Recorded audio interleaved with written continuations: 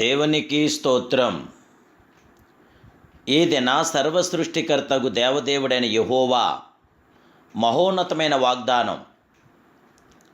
నీవును నీ ఇంటివారును వాడలో ప్రవేశించుడి. ఆదికాండం 7:1.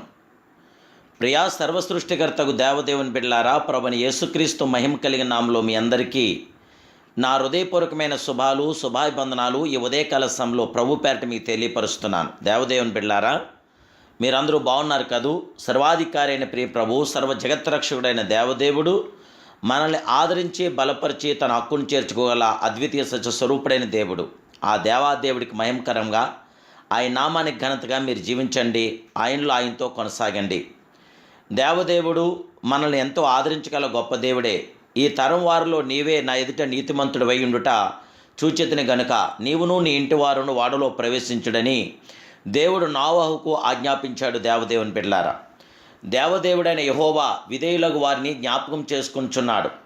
దేవుడు నోవహును అతనితో కూడా వాడలో ఉన్న సమస్త జంతువులను సమస్త పశువులను జ్ఞాపకం చేసుకోగలిగిన మహాప్రభు అయిన నోవహు కాలమందు ప్రజల అతిక్రమలో ఆకాశం నింటెను గనుక నీటితో లోకంను నశింపచేయుటకు దేవుడు తీర్మానించాడు.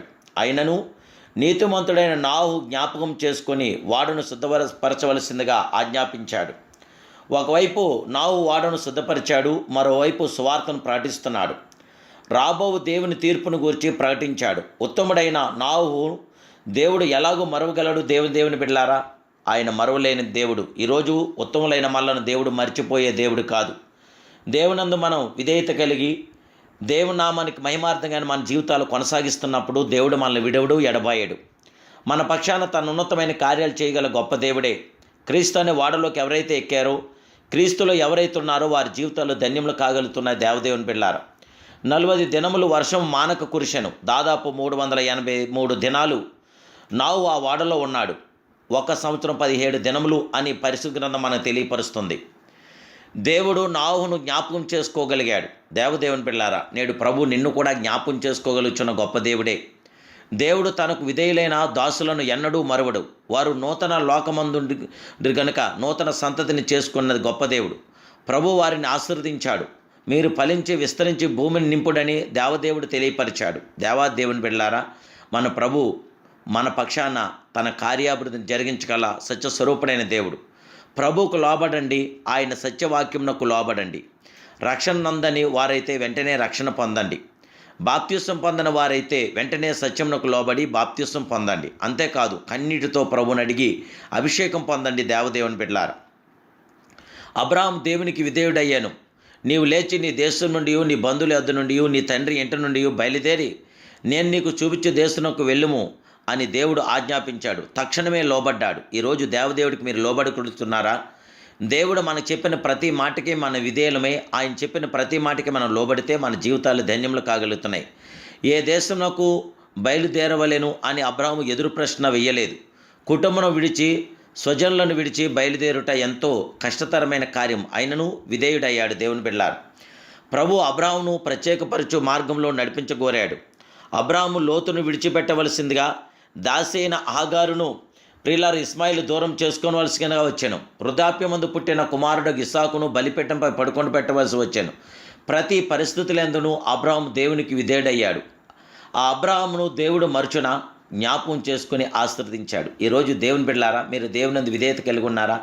దేవుడు మిమ్మల్ని మరిచే దేవుడు కాదు, విడిచే దేవుడు కాదు. మన పక్షాన కార్యం చేసే కార్యసాధకుడే. ఎలాంటి స్థితిలో అయినా సరే మనకు అద్భుతం చేయగల గొప్ప దేవుడు. ఏలియా జీవితంను పరిశీలించి చూస్తే ఆయన కూడా దేవునికి విధేయుడు. రాజుల ఎదుట నిలబడినవాడు దేవునికి లోబడి నది ఒడ్డున దాక్కుని ఉన్నాడు. దేవుడు ఏలియాను మరిచిన కాకుల ద్వారా పోషించి నది ఎండిపోయినప్పుడు సారీపతి విధవరాల ద్వారా పోషించిన మహాప్రభు అయిన దేవుడు మనకు అన్యాయస్తుడు కాదు, నాయకర్త అనే దేవుడు. జయముగల దేవుని బిడ్డ, నీవు ఆయన స్వరమును ఆలకించి విధేయుడైనతే గనక ఇప్పుడే ఆయన నిన్ను విడవడు, నిన్ను ఎడబాయడు. నీ పక్షాన గొప్ప కార్యం చేయడానికి గొప్ప దేవుడు ఉన్నాడని గుర్తించి ఆయనతో కొనసాగి ఆ దేవదేవుని నామానికి మహిమార్థంగా మీరు జీవించండి. క్రీస్తుని వాడలోకి రండి. నీవును నీ ఇంటి వారు వాళ్ళలోని ప్రమాదం అంతా వాడికే, కానీ వాళ్ళు ఉన్న వారికి ఎలాంటి ప్రాబ్లం లేదు. క్రీస్తునందున్న వాడికి ఏ శిక్షా విధి కూడా లేదు గనక జయముగల దేవుని బిడ్డలారా, క్రీస్తుతో మీరు కొనసాగండి. పరిశుద్ధాత్మ దేవునికి మహాకృప నిరంతరం మీతో ఉండుగాక.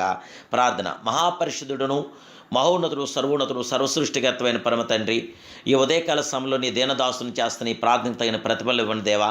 మీరిచ్చిన గొప్ప వాగ్దానం ద్వారా నాయన ఎవరైతే నీకు విధేయులు ఉంటారో వారి జీవితంలో అద్భుతమైన ఆశ్చర్యకరమైన మేలుని ఘనమైన కార్యం చేయటంలో మీకు మీరే సాటి, మీకు సాటి అనేది మేటది ఏది లేదు నా ఈ మూర్తి.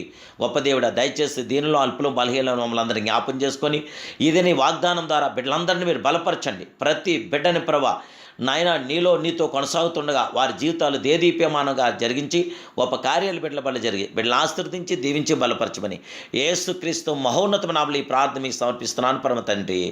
ఆమేన్, ఆమేన్, ఆమేన్. దేవదేవుని బిడ్డలారా, మీ ప్రత్యేక ప్రార్థన అవసరం వాట్సాప్ ద్వారా మీరు మెసేజ్ చేయండి. మీరు పెడుతున్న వాట్సాప్ మెసేజ్ చూస్తున్నాను, మీకు ఒకరు ప్రార్థిస్తున్నాను. దేవుడు మీ జీవితంలో అద్భుతమైన కార్యం చేస్తున్నప్పుడు ఆ దేవుడికి సాక్షులుగా నిలవండి. ఆ సర్వోన్నతుడి మహాకృప నిరంతరం మీతో నిల్చుండుగాక. God bless you.